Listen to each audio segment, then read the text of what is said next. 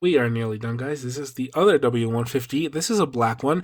Now, the one I had back in high school was a black one, so I was really, really happy when I found it in the exact same colorway. It works. This one does have a battery. This one also works, but as you can see, this one has its screen is in way better condition. I actually put a small little screen protector, which does not fit correctly. But yeah, look at that. These are quite nice. I really like the black one. It feels really nice in the hand, you know? It's very ergonomic. I mean, you can see the kind of curve right there. It's also quite tiny.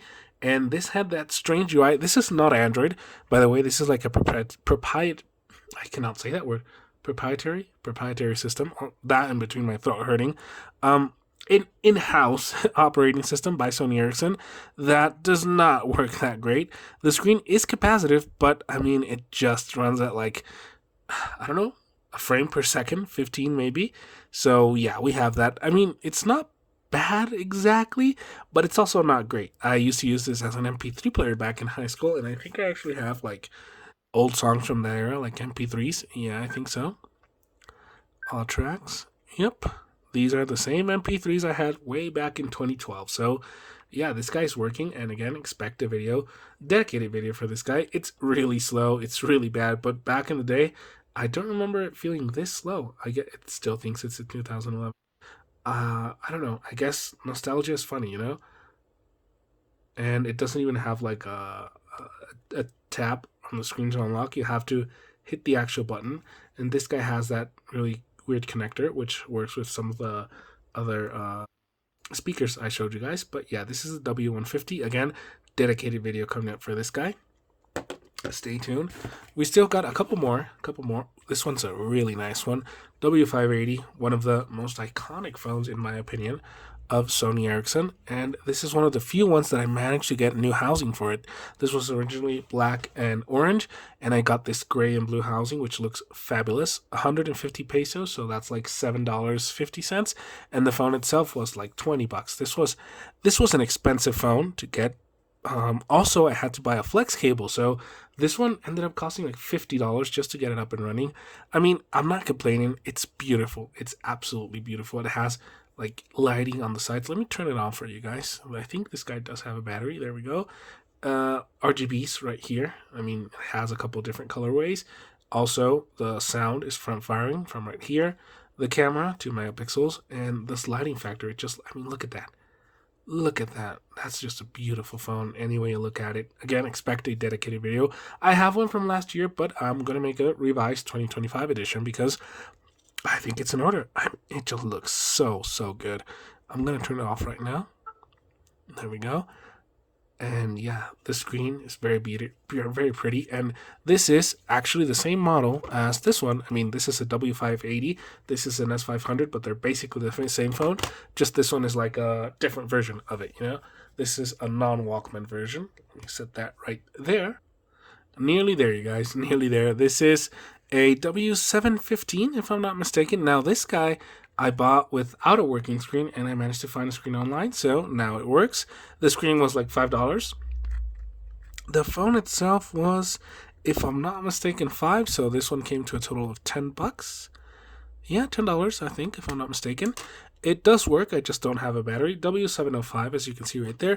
This one actually has a Wi-Fi, so it can still actually go on Google, open up some web pages, look at some Google images, but there's not much else you can do with this one.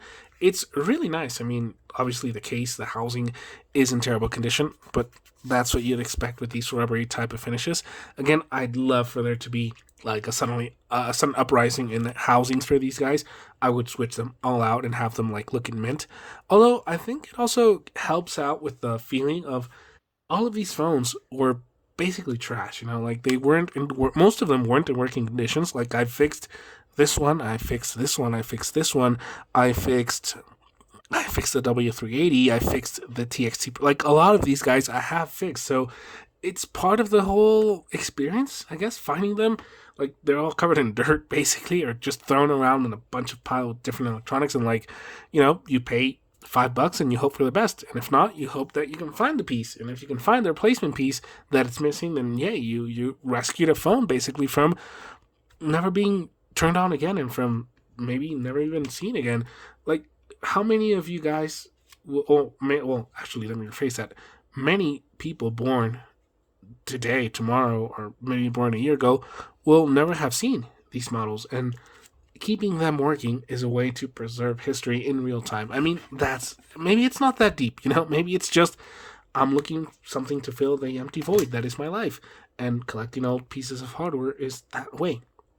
Anyway, to end up this video, we have a K310A, A for America, so it was for the Americas.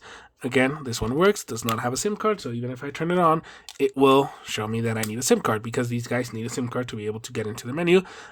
Infrared port, this is, as you can probably tell, a version of the W200. I don't remember which one came first, but this one has a bit of a toned down specs, because this one does not have expandable storage, as you can see right there, and no Walkman key, which was, I guess, something really nice.